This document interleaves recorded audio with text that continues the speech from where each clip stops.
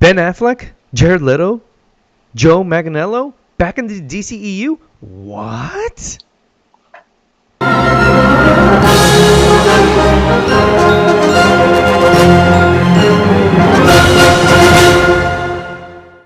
Welcome into this issue of Comic Cast Video. Jong Lee here.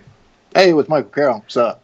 Thank you guys for tuning in for another video. We're back from our podcast blackout, and today we want to talk about a rumor going around that Ben Affleck, yes, that Ben Affleck, Joe Manganiello, and Jared Leto may be back in the DCEU. What does this mean, Michael Carroll? I don't know what this means at all. This is so confusing. I thought Ben Affleck was done. We all But thought Ben Affleck was done. yeah, it's so weird. Like when this rumor popped up, I mean, it's another one of those on paper. It looks really cool to get Joe Manganiello, who never got a shot as Deathstroke besides a post-credit scene, to get Jared Leto not being a Suicide Squad terrible movie, and then obviously Ben Affleck. While we did get a lot of Ben Affleck, but we never got like the sole focus of him being the star of the show. Obviously, he had to share with Henry Cavill, had to share with Wonder Woman, Gal Gadot's Wonder Woman, and then obviously the Justice League movie. And that was that was a thing that happened. But to get the three of them together in what may be a limited series or a movie of some kind, I mean, it's on paper, it's cool. I would like to watch it, honestly. Yeah, and according to TheCulturedNerd.com, and they're saying sources close to TCN have confirmed that HBO wants Ben Affleck, Jared Leto, and Joe Manganiello for an original Batman project. This follows reports from last week that AT&T and Warner Media wanted Affleck to return as Batman. Affleck is also in talks to return to the director's chair to adopt his original script with Zack Snyder producing. Now, this can mean a lot of different things, and we talked about this on nauseam almost, where this could mean that we see his original idea, Ben Affleck's original idea, come forth, and with Deathstroke and Joker tied into it, we're kind of guessing that this is going to be kind of an Arkham Asylum type of either miniseries or movie. I mean, it could be like the setup if it was. Because I remember early on when we talked about Ben Affleck's movie, there was rumors circulating that maybe it was like Batman stuck in Arkham Asylum and he has to fight his way out of it, which was very similar to the concept of the Raid Redemption and Judge Dredd, where it's like they're in a building, they have to fight their way through the building. And then that rumor got moved to Deathstroke, and then obviously nothing ever happened. But if we get something to the likings of Arkham Asylum, where the beginning of that game is Batman taking Joker into Arkham Asylum, Joker, I forget how he gets out, but then he escapes and then takes over the prison, locks Batman in it, and then he has to fight his way. And there's, obviously Killer Croc's in it, Poison Ivy, so many of the rogues gallery of villains. So if we have something similar, but like Joker's pulling the strings and Deathstroke's the muscle, I mean, that could be, really cool to see on live action. Yeah, and the craziest thing about all of this is, of all of the stuff that I've said about Zack Snyder and how the Snyder Cut's never going to happen and Warner Brothers would be crazy to revisit a Snyder Cut, we kind of have Zack Snyder to thank for this. Or not Zack Snyder, but the movement to thank for this, because without that movement and without that the massive amounts of people just pushing this movement, Warner Brothers probably doesn't revisit a Snyder Cut, and that Ben Affleck doesn't get behind the Snyder Cut, and Henry Cavill doesn't come back as Superman, and all of this domino kind of falling into piece probably doesn't have Ben Affleck, Joe Manganiello, or Jared Leto in an HBO Max project. And I'm gonna eat crow right now and say, in the Snyder Cut may have not been good for the film Justice League, but I think for the movement and with everything that's happened since then, and I don't know how great a David Ayer's cut of Suicide Squad would be.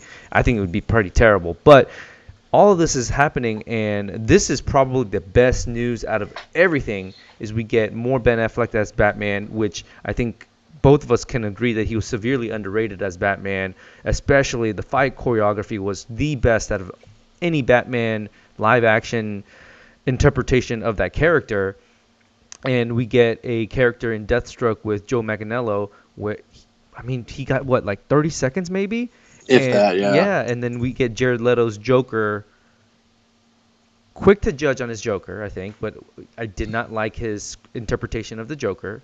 But we got what, like 5, 6, 7 minutes from Suicide Squad. We get more of that, and I think when we get more of that, we can kind of actually finally judge on how those characters are actually developed. If this report proves true, it seems like Warner Brothers is going back on what they were trying to do initially and like kind of correct course. Like we were forcing the whole shared universe thing, and we realize now that we shouldn't have done that. Like we should have stuck to let storytellers tell their stories, and you get some interesting pieces. Like earlier this year, Birds of Prey, that was awesome, and it was Kathy Ann and Christina Dotson's vision. So I hope that they continue with this. I don't want to give the Snyder Cut movement full credit, but that's just me. That's whatever. I guess the biggest question mark I have for this, if this report is true, the thing about Ben Affleck, I don't know that he comes back. He seems to be done with the character. And then obviously he's talked about his personal problems and everything. And I don't know how much like going back to that character would possibly bring up memories. Like this is a whole speculation thing. Don't quote me on it. But like, I don't know if he's like, I feel like Joe Manganiello 100% would come back. I think Jared Leto a little bit less, but I think he would come back. Ben Affleck's the biggest question mark here. And the physical toll that it takes to be Batman, or at least what he did to become Batman, we saw those training videos. It looks insane. And to put that muscle back on, I think is going to be physically, it's going to be very, very hard for him. But I think with him, though, you don't necessarily have to have him in the most physically greatest shape, because if you're doing an Arkham, you're not having him take his shirt off or anything. You can pad the suit a little bit, and you can kind of compromise on the way that Ben Affleck's going to be training for this. You say maybe shed a little bit of weight, just enough so you can actually do some of the stunts that it requires you of, and we'll just bring you in. We'll fit the suit like we kind of try to have it filled out for Batman versus Superman and for Justice League, and we'll go from there. We'll try to minimize the physicality of having to put the suit on, because I can't imagine that suit being very light. And we can shoot around your schedule, and we'll try to make everything more comfortable for you, because you're Batman. You're supposed to be the lead for this series or movie. And I think if you do it that way, you cater it around Ben Affleck, I think he'll have it'll be much easier for him to come back and maybe not fall back into a lot of that stuff that he fell into. And also, if they give him the opportunity to just really like have creative freedom, because we know behind the camera he's really good. So if he gets the opportunity to direct it or write it or whatever, and Warner Brothers says, we're going with whatever vision you got, and if we like it, or if you like it, we like it. Like if they let him do his thing, I think you have a better chance too of bringing him back, or interesting him, at least giving him interest to want to come back. And then of all the projects that are being rumored to be released, well, not rumored, the first one is Snyder Cut. That's actually happening. So that one, Zack Snyder said it's going to take some time. So we'll probably won't see that for another year. And my guess is they'll probably release it around May, June, that summer window where a lot of people do have free time. I'd say free time as in like, kids are going to be able to sit down. Maybe they subscribe to HBO Max during that time. So you have the Snyder Cut. You have the David Ayer cut of Suicide Squad, which we don't know if that's going to get made or not. And from all indications, David Ayers said that his cut of Suicide Squad would be very easy to turn around. So if you start that within the next couple of months, we're probably maybe looking at a little bit, a month or two before Snyder Cut, maybe. And now if Warner Brothers wants to push that back until maybe fall of next year, I guess they can do that too. And then you have this Batman project with Ben Affleck, which probably may take another year and a half, 2 years to put together, shoot, and do all that. So, I mean, in the grand scheme of things, with HBO Max, you get 3 bits of content for DC within the next 2 years. I think they're okay where they are in terms of content. They're probably on the scale of what Disney Plus is doing with their series, because honestly, there's not much out there for Disney Plus. There's Mandalorian, and then you have a lot of documentaries, and then a lot of old stuff. So I think in terms of where HBO Max is at a place of content, I think they're okay.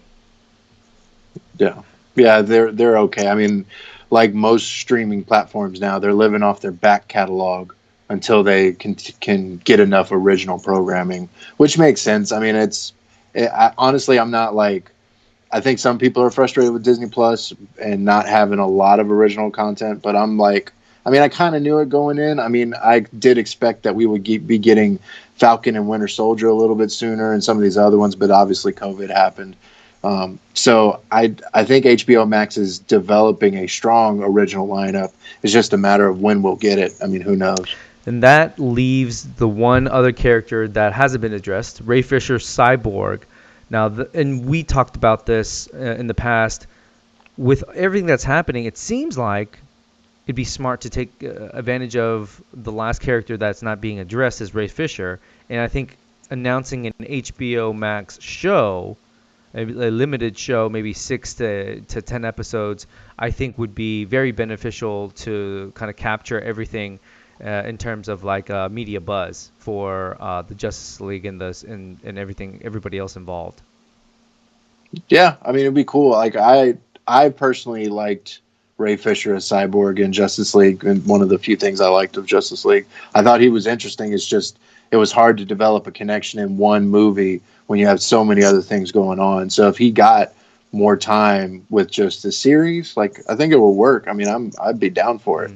So let us know what you guys think about Ben Affleck, Jared Leto, and Joe Manganiello coming back to reprise their roles as Batman, Joker, and Deathstroke. Leave your comments down below. Hit subscribe as well. Click that button, that bell. Slap that bell. Ding, ding, ding, ding, ding. And also, you can follow us on Twitter. I'm at my name, Jong.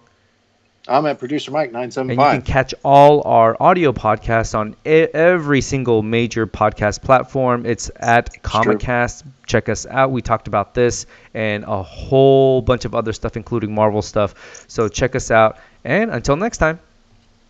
See ya.